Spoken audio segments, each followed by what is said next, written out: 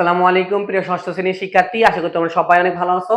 আজকে আমরা তোমাদের ষষ্ঠ শ্রেণীর বীজগণিতীয় আমাদের যে রাশি চ্যাপ্টারটা আছে 4 নাম্বার চ্যাপ্টার, এই চ্যাপ্টার থেকে 100% কমন টপিক গুলো তোমাদেরকে বলবো। এই টপিক গুলো থেকেই তোমাদের কিন্তু স্কুল পরীক্ষায় আমাদের কি এমসিকিউ, শর্ট কোশ্চেন এবং সৃজনশীলের প্রশ্ন হবে। 100% তোমাদেরকে চ্যালেঞ্জ দিচ্ছি, এই টপিকের বাইরে একটা সৃজনশীল তোমার কিছু আসবে না। জাস্ট এই টপিকগুলো তুমি ফলো করে বাসায় একটু প্র্যাকটিস করো। এই টপিকগুলো দেখার পরে এই আনাজে তুমি কি করো বলো তো, গাইড থেকে সৃজনশীল গুলো প্র্যাকটিস করো বা এমসিকিউ গুলো প্র্যাকটিস করো। ইনশাআল্লাহ তুমি চ্যালেঞ্জ দিচ্ছি 100% তুমি কমন পাবা। তো দেখো আমাদের সেই কমন টপিক গুলো আমাদের কি কি আছে এই অধ্যায়ে আমি বেসিক থেকে পড়াই দিচ্ছি এবং গুরুত্বপূর্ণ লাইন গুলো আমি তোমাদেরকে কিন্তু বলে দেবো। তো বীজগণিত রাশি, তোমরা তো ক্লাস 6 এ নতুন উঠছো, তোমাদের কাছে এই বীজগণিত কিন্তু নতুন বা তোমরা ফার্স্ট টাইম 5 থেকে 6 এ উঠছো। তো বীজগণিতের রাশি এখান থেকে আমাদের জাস্ট বেসিক কিছু বীজগণিত সম্পর্কে আলোচনা করা আছে। সেই বীজগণিত সম্পর্কে আমাদের আলোচনা কি আছে বলতো, আমাদের প্রতীক, চলক, সহগ, সূচক। তো এখান থেকে আমাদের প্রশ্ন আসবে, হতে পারে যে নিচের রাশিটিতে আমাদের কি সহগ কত, সূচক কত, চলক কয়টা আছে, এগুলো সম্পর্কে আমাদের আসবে। এগুলো তো আমরা জানি, যারা আমরা একাডেমিক কোর্সে আমাদের কিন্তু এটা পড়ানো হয়েছে।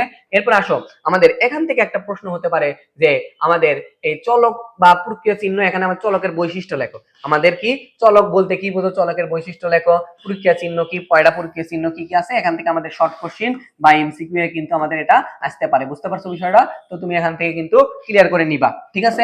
এরপর আসো এরপরে অধ্যায় থেকে এই টাইপের প্রশ্ন, উদাহরণে আমাদের এখানে কিছু জিনিস লেখা আছে, অর্থাৎ নিচের রাশি দ্বারা কি বোঝাচ্ছে, এরকম আমাদের কিন্তু এমসিকিউ বা শর্ট কোশ্চেনে দিবে নিচের রাশি দ্বারা কি বোঝাচ্ছে। এটা কিন্তু আমাদের পড়া লাগবে এই পাঠ থেকে। বুঝতে পারছো?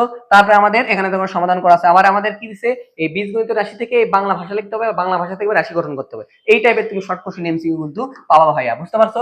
এবার আসো খুবই গুরুত্বপূর্ণ, একদম 100% শিওর টপিক, সেটা হচ্ছে যে এটা, সেটা হচ্ছে যে আমাদের কি রাশি এবং পদ, রাশির পদ নির্ণয়। যে এরকম দিয়ে দিবি, এমসিকিউ দিয়ে দিবি, শর্ট কোশ্চেন দিতে পারে, সৃজনশীল দিতে পারে। যে একটা রাশি দিয়ে বলবি এখানে কয়টি পদ আছে, এটা ধর এমসিকিউ দিল। শর্ট কোশ্চেন বললে এখানে কয়টি পদ আছে এবং কি কি পদ আছে উল্লেখ করো। সৃজনশীলের পদ দিল যে এই রাশিতে কয়টি পদ আছে এবং কি কি আছে সেটা উল্লেখ করো, এবং বলবি প্রথম পদ আর দ্বিতীয় পদের সহগের যোগফল কত, প্রথম পদ আর দ্বিতীয় পদের সহগের গুণফল কত।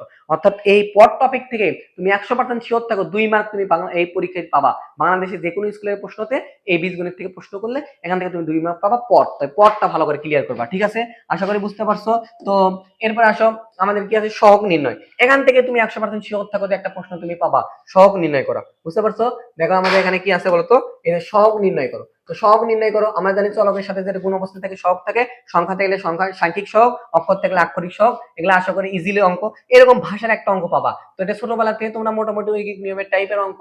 যে দেখো আমি একটা বুঝে দিচ্ছি এখানে তোমাদের, এই দেখো এখানে শ্লাবন প্লাবনের দিছে যে দুইটা বন্ধু দ্বারা 6টি কলম 3টি খাতা কিনছে, একটার দাম x টাকা একটার দাম y টাকা। তুমি একদম ইজিলি যোগ বিয়োগ করতে পারবে এখান থেকে। এরকম ভাষা টাইপের একটা কিন্তু অঙ্ক থাকবে, এটাও তোমার দেখতে পারো। এবার আসো আমরা যদি অনুশীলনী যাই, তো অনুশীলনী দেখো যেটা বললাম তোমার, এই রাশি দ্বারা কি বোঝায়, তবে এই চিহ্ন সাহায্যে রাশিগুলো লেখো। এই যে এগুলা শর্ট কোশ্চেন এমসিকিউ কিন্তু আমাদের আসবে। এগুলা আমাদের কি আসবে বলতো, এই যে শর্ট কোশ্চেন, এই যে শর্ট কোশ্চেন এমসিকিউ কিন্তু এগুলা আসবে আমাদের। বুঝতে পারছো? এখন আসো এখান থেকে গুরুত্বপূর্ণ যে টপিক গুলো বললাম সেটাই, যে এই যে এখান থেকে তুমি রাশিগুলোর পদ নির্ণয় করো। এই যে পদ নির্ণয় করো, প্রত্যেক পদের সহগ কত, আক্ষরিক সহগ কত, তবে কলমের দাম ও এর দাম এত টাকা দেওয়া হলে, এই কয়টা টাইপ থেকে কিন্তু আমাদের শর্ট কোশ্চেন এমসিকিউ কিন্তু তোমার পরীক্ষায় ইনশাআল্লাহ ইনশাআল্লাহ আসবে। তুমি ভালো করে এখান থেকে পড়ে নিবা, ঠিক আছে? এরপর আমরা চলে যাই আমাদের পার্ট 2 তে।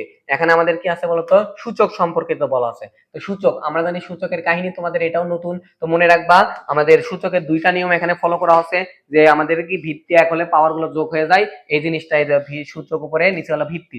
এখান থেকে আমাদের এমসিকিউ আসতে পারে। তারপরে আমাদের কি আছে বলতো, সূচকের গুণ, সূচকের ভাগ। তারপরে আমাদের অনুশীলনী চলে যায় 100% কমন টপিক, সেটা হচ্ছে এই টাইপের থেকে প্রশ্ন হবেই হবেই হবে, সৃজনশীল অথবা শর্ট কোশ্চেন। সেটা হচ্ছে দেখো এখানে আমাদের কাজ দিছে, কাজ দিয়ে বলছে যে এই টাইপের সরল করো। এই টাইপের জিনিসগুলো এমসিকিউ দিবে আমার, অথবা শর্ট কোশ্চেনের দিবে, অথবা সৃজনশীলের কত দিবে বলতো, ক নাম্বার দিবে। এই যে সরল করো। এবার আসো এই জিনিসটা আমাদের বাবা দিবে 100% শিওর থাকো। তো এই জিনিসটা আমাদের কি সৃজনশীলের খ নাম্বার অথবা শর্ট কোশ্চেন দিবে, যে এর মানে এত, বীর মানে হলে এই রাশির মান বার করো, এই রাশির মান বার করো। বুঝতে পারছো? আরেকটা জিনিস আছে এরপরে পেজে, এটা ধরো পরীক্ষাতে আসছে, আমি চ্যালেঞ্জ দিলাম এটা পরীক্ষাতে আসছে, সেটা কি বাবা বলতো, এই যে এটা এই অধ্যায় থেকে যে সৃজনশীলটা হবে, সেই সৃজনশীলের গ নাম্বার তো আমাদের এই জিনিসটা দিবে, যে এটা সমান এত, এটা সমান এত, এটা সমান এত হলে দেখা হচ্ছে এই রাশি সমান এই লেফট হ্যান্ড সমান রাইট হ্যান্ড সাইড প্রুফ। বাংলাদেশের চ্যালেঞ্জ দিচ্ছি, যে কোনো স্কুলে যে কোনো সৃজনশীলের, অর্থাৎ এই বীজগণিত থেকে যে সৃজনশীলটা হবে, সেই সৃজনশীলের তোমাদের এই প্রমাণ করতে বলবেই যে x সমান এত, y সমান এত দেওয়ার পরে এই ডান সাইড তোমার বাম সাইড প্রমাণ করো, left hand side right hand side প্রমাণ করো, এটা দিবি। বুঝতে পারছো? এটা খ নাম্বার তোমার গ নাম্বার যাচ্ছে। দেখে রাখো, এখান থেকে তুমি এমসিকিউ এই টপিক গুলো পড়তে পারবা। আচ্ছা, এরপরে আসো আমাদের দ্বিতীয় পার্টটা যে আছে সেটা হচ্ছে যে আমাদের যোগ বিয়োগের পার্ট। যোগ বিয়োগের পার্ট করতে গেলে আমাদের দুইটা জিনিসের কনসেপ্ট ক্লিয়ার করতে হবে, সদৃশ এবং বিসদৃশ পদ। তো সদৃশ পদ মানে মনে রাখবা চলক এবং পাওয়ারের মিল থাকে, বিসদৃশ পদ মিলে চলক এবং পাওয়ারের মিল থাকে না, এটা মনে রাখলে তুমি পারবা। সদৃশ পদ বিসদৃশ কথায় কাজে লাগে, যোগের ক্ষেত্রে বিয়োগের ক্ষেত্রে আমার নিচে নিচে মিলে মিলে যোগ বিয়োগ করা লাগে। তো যোগ বিয়োগের থেকে আমাদের কি আছে বলতো, এই যে শর্ট কোশ্চেন গুলো আসতে পারে, এরকম ঢালাও শর্ট কোশ্চেন গুলো আমাদের দিতে পারে, এমসিকিউ দিতে পারে যোগ বিয়োগের থেকে। আচ্ছা, এবার আসো আমাদের এই অধ্যায়ের শেষে আমাদের কি আছে, যোগ বিয়োগ সদৃশ পদ।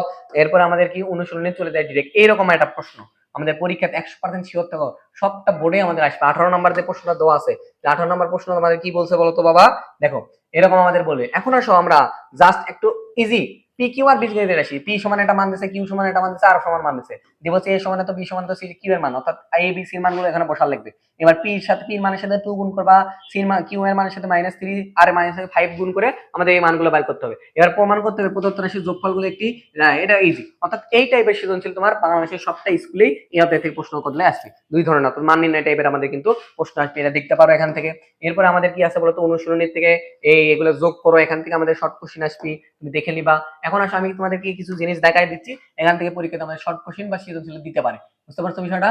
দেখো, যোগের নিয়ম থেকে তুমি এই যে শেষের তিনটা দেখবা, জাস্ট শেষের তিনটা, এল হলো উপকার, এল হলো শর্ট কোশ্চেন, আর শেষের তিনটা হলো সৃজনশীল উদ্দীপক দিবি, সিকিউ এর দিবি 10 11 12, এই সমান এত এক্স সমান এত হলে যোগ বিয়োগ করতে বলে, প্রমাণ করতে বলবে, এটা সৃজনশীল উদ্দীপক দিবি। বিয়োগের নিয়মের বেলাও তাই, বিয়োগের নিয়মের বেলায় তাই আমাদের কি আছে বলতো, উপর দিকে যেগুলো আছে, অর্থাৎ আমাদের এই 13 থেকে ওই যে 19 পর্যন্ত 20 পর্যন্ত আমাদের যেগুলো আছে শর্ট কোশ্চেন দিতে পারে, আর এই লাস্টের তিনটে হলো সিকিউ এর দিতে পারে, সিকিউ এর উদ্দীপকের দিবি, যে সমান এত 20 সমান এত দেখাও যে হ্যান দেন এগুলো দিবি। তো এই টাইপের মোটামুটি তোমাদের 4 পয়েন্ট যে অধ্যায়টা আছে, এই অধ্যায়টা একটু কনসেপচুয়াল অধ্যায়। দেখো আমাদের এখানে কিছু নমুনা প্রশ্ন দিছে, অবশ্যই তোমরা ভালো করে নমুনা প্রশ্নগুলো পড়বা। অনেক স্কুলে আমাদের এই নমুনা প্রশ্নের সিস্টেমটা তোমাদের এই বছর নতুন। তো দেখো এই নমুনা প্রশ্ন আমাদের প্রশ্ন দিছে, এ সমান এত, বি সমান এত, সি সমান এত হলে রাশিগুলোর পদগুলো দেখো, এটা আমাদের 4.1 4.2 4.3 কমপ্লিট একটা প্রশ্ন।